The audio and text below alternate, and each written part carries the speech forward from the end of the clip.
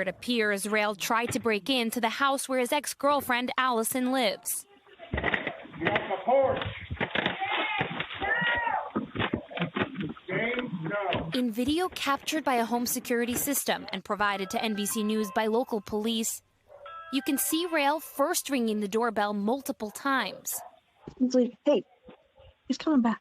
The family saying they asked him to leave, and then... Who's trying the door? Dad. No, don't answer the dad. Get off my porch. Dad, no! Oh my God, can you please hurry? Rael is shot 3 times. We've paused the video to obscure this graphic moment. He stumbles backwards and falls to the ground. 2 minutes later, a bystander walks up to Rael's lifeless body. Okay, well, he's not moving. He'll have a gun.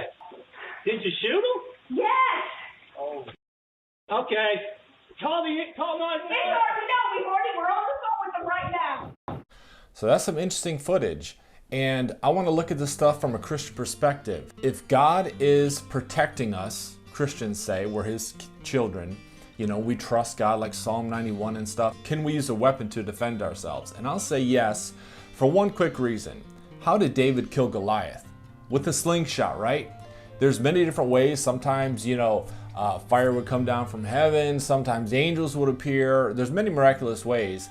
But God delivered the children of Israel through the hands of David, not just with his bare hands, not with an angel, not through anything like that, but he actually used a sling and some stones. It was a weapon. A man of God in the Old Testament, Samson, killed 1,000 Philistines with the jawbone of an ass.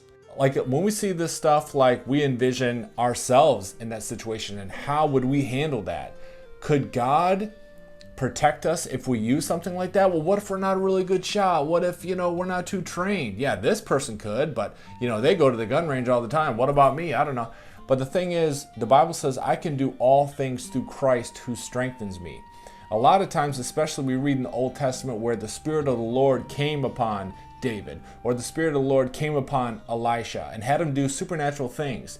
So if you're in that position, God forbid, and that was the only weapon at your disposal, that's the only thing you knew how to do, and it was justified, okay, all things being equal, God could anoint you to be a better shot than what you really are. I mean, David, what if he missed one of those shots? He got Goliath on the first sling.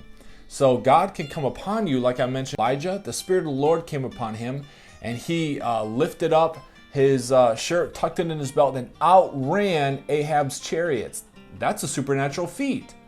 But God can come upon you when you need it the most. The Bible says that, yeah, you can watch the house, but the Lord brings deliverance. So I'm not saying this situation they were right or wrong, but if you yourself were in that situation, you could trust God to do things that you don't necessarily have the ability to do, so you can trust in him. Remember Psalm 91. Walks up to Rael's lifeless body. Okay, well, he's not moving. The family saying they asked him to leave, and then... Who's trying the door? Dad. No, don't answer the dad. Get off my porch. Dad, no! Oh my God, can you please hurry? Rael is shot 3 times.